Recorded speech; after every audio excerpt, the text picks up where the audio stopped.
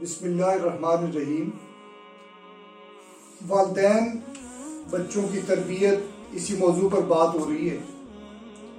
میں یہ سمجھتا ہوں کہ جیسے پچھلی ویڈیوز میں بھی اس پہ بات ہوئی کہ اصل جس کو کاپی کرتے ہیں بچے وہ والدین ہیں، اور ہمیں یہ سمجھنا چاہیے کہ بچوں کی تربیت بعد کی بات ہے۔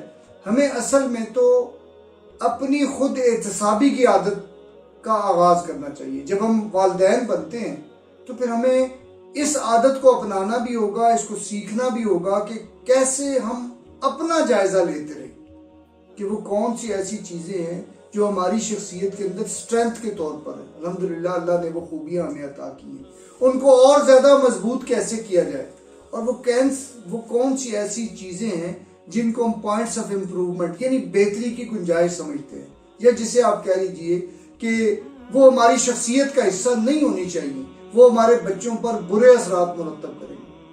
میں ایک مثال دیتا ہوں، مثلا جھوٹ بولنے کی ایک عادت ہے۔ اگر میں اپنے جھوٹ کو نہیں چھوڑوں گا تو یہ کیسے ہو سکتا ہے کہ میرا بچہ جھوٹ چھوڑ دے؟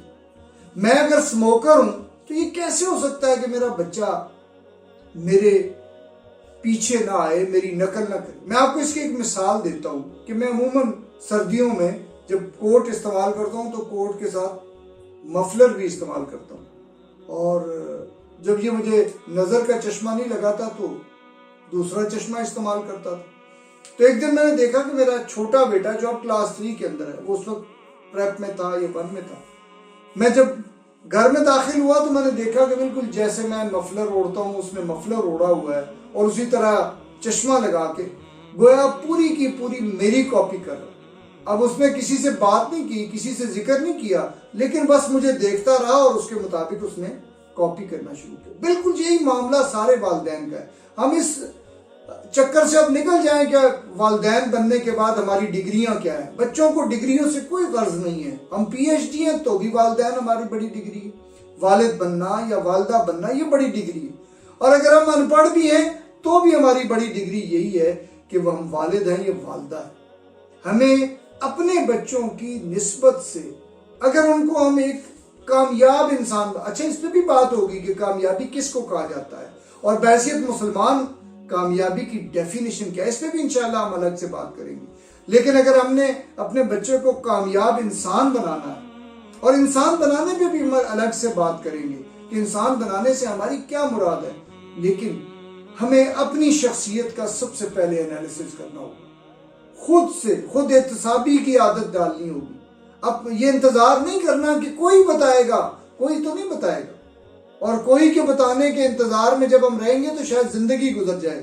ہمیں تو خود سے اپنا انالیسس کرنے کی عادت ڈالنی ہے، اور اپنی خوبیوں کو اللہ کی توفیق سے خوب تر بنانا ہے، اور اپنی خامیوں کو یا کمزوریوں کو یا وہ ناپسندیدہ عادتیں جو ہم اپنے بچے کے اندر نہیں دیکھنا چاہتے ان کو کم سے کم تر کرنا ہوگا، اور بالآخر شخصیت سے نکال دینا ہوگا۔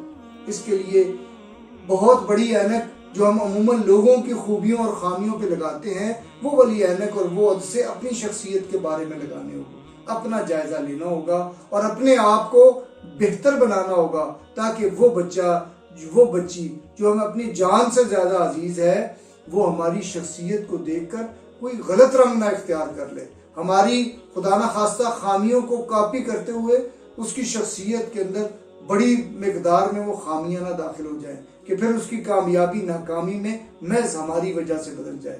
انشاءاللہ اس پر ہم بہت تفصیل سے بات کریں گے، اور یہ میرا پسندیدہ موضوع ہے کہ ہم بچوں کی تربیت پر بات کریں اور سمجھنے کی کوشش کریں، کیونکہ یہی ہمارا مستقبل ہے، وہ مستقبل جس سے ہم پر امید ہیں، جس کے بارے میں ہم یہ یقین رکھتے ہیں کہ اللہ کی رحمت سے یہ روشن ہوگا۔ اس کو روشن بنانے کے لیے ہمیں اپنا حصہ ڈالنا ہے، اور ہمیں اچھے والدین بننا ہے۔ اللہ تعالیٰ ہمیں اس کی توفیق دے۔ بہت شکریہ۔ السلام علیکم ورحمۃ اللہ وبرکاتہ۔